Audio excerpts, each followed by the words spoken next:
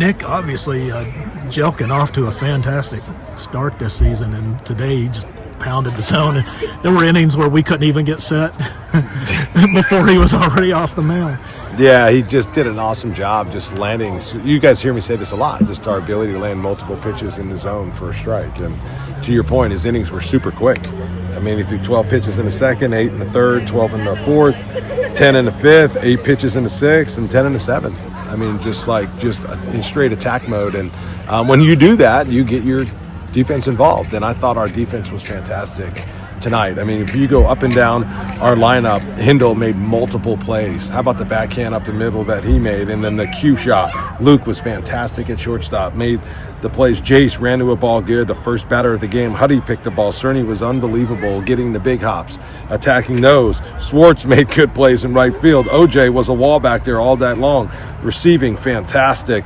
And then Junior made a play with the sun down the line, and then one where he had to run in and come get. And even Jackson did a little kick save and got himself a ball. So just, Jelkin, it started, and then it started with early strikes, and then his ability to get our defense involved was great. You just talked about your team's ability to win it on both sides of the ball. Wednesday you scored 13 runs on 20 hits, and today you hold the team to 2 hits and 1 run. Yeah, I've always said, before conference play starts, that I want our team to play every type of game. Every game. Where you're up big, keep it up big, keep adding to the lead, and blow a team out.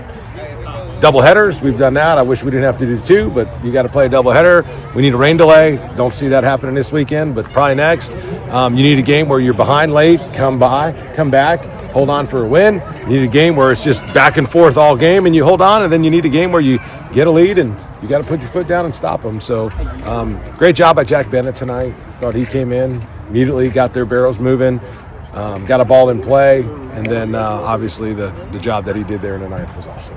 Cerny was seeing the ball really well today, hitting it hard to all field. Yeah, the home run was big to get us on the board, and to hit a first pitch breaking ball out, the guy's best pitch, he thought he was going to get one down too with the bases loaded there. I believe it was bases loaded if I'm remembering that right. But used the entire ballpark. What a special player, special guy. We talked about him last game, but the teammate he's been, the job he's done, just really happy for him. And I told our guys, that's how a senior acts. Those are mature at-bats. Those are very mature at-bats. And to your point, he used the whole field, and the home run and double were big. 300 wins for you. What's maybe the biggest lesson you've learned about what it takes to be successful at a coach at this level? You need really good players. That's why I told the team they were celebrating it, and they gave me the ball, which was really cool. I'll cherish this thing, but I just told them the reason why I have 300 wins, and I say but it's really we, is I've coached a bunch of dogs, I have really good players. You don't win in this league, in this sport, if you don't have really good players. And the thing I'm maybe most proud of is the people I've surrounded myself with as well, and that includes the players and then the staff. Just amazing people that are just relentless, work so hard, put so many hours in. The graphic, and I get the picture up there and all that, but man, this is for them too. The players, the coaches, and the staff, man, just really good people.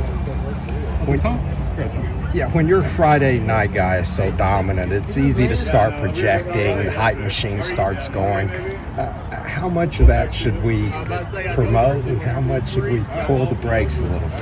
Yeah, let's remember that he hasn't pitched a ton. It's been a while. And I correct if I'm wrong, but I think he's got 7 career starts in Division I maybe. Now it's 10, or whatever it is now. It's this is a guy that doesn't have a ton of Division I starts underneath his belt. So I think every week he just keeps learning and growing and making his pitches better and carrying himself right. And, we kept him in there because the pitch count was so low and the innings were they weren't stressful. You know what I mean? He had 4 pitches that he threw that were okay, these are stressful pitches. I believe it was 4. So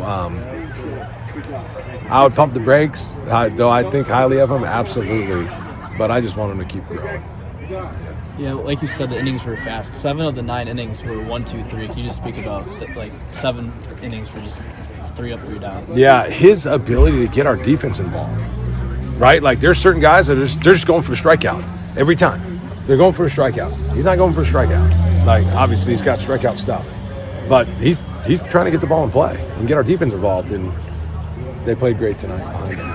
He was already at a season high by the time he got to the 8th when he went back out there. You kind of just mentioned that a lot of these were stress-free, but hadn't today maybe deviate from what you thought it might become today in terms of pitch count or innings for him? Yeah, he was actually, I believe he's going to end up finishing a little bit below pitch count-wise than where we wanted to get him to. The thing that we were going through in our brain is like up and down that many times, but the pitch count was so low and so like there wasn't a ton of stress, so that's why we ran him back out there. But it was more about the up and downs than it was so much pitch out because it was so low. Kind of like the way you get the 90 pitch is more important than just the raw. Yeah, number. It's like, yeah, that's about the number what we wanted to get him to. You know what I mean? But yeah, just how stressful. Like all pitches aren't created equal. You know, so man, he's did an awesome job tonight for sure. I feel like you guys had a lot of hard hit balls that went for outs. Matt, what do you think about just maybe the overall quality? Yeah. Despite only having 3 runs. Yeah, we did. We hit some balls hard. Give them credit. They played good. They made a couple good plays, and on some of those, I would still like to see us eliminate some of the easier outs. I think we can do a better job of that. And we got a couple guys in our lineup where just maybe didn't have the day they wanted. But, you know, it's one thing to get an 0 for, just like 0 for 4s. They're not all created equal. How about the job OJ? I mean, he's just smashing balls at people. And we got some other guys, but maybe not so many. Their 0 for 4 looks a little different than that, right? So, but yeah, I thought Hindle smashed that ball. Cerny crushed the ball. I thought it was going to get out to right. So give them credit. They ended up making the plays. And but I actually complimented Jenkins to the team about the way he handled himself. I mean, he is just line drive after line drive, and he's just hitting missiles and getting out, and he's carrying himself like he's supposed to.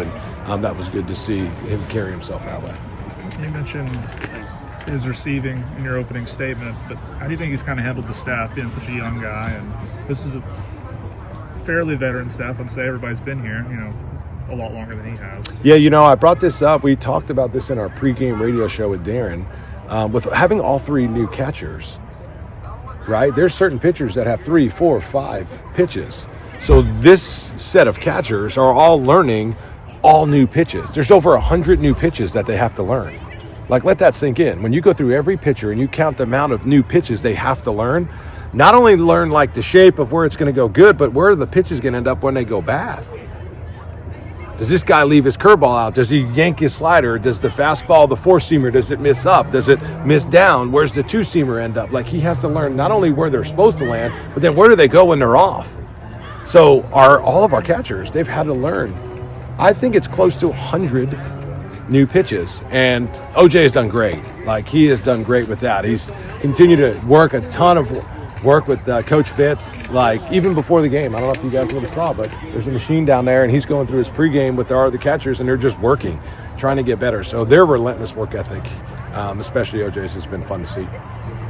So celebrate until midnight again, right? Yes, celebrate till midnight. I told him, and then the 1 o'clock game. Normally it's a 2 o'clock start, so celebrate till midnight. Enjoy it. They're starving. I already asked them what's next. They said they're going to hydrate and then they're going to go eat. They're starving. So, and then hopefully spend some time with their families and each other. So, thank you guys.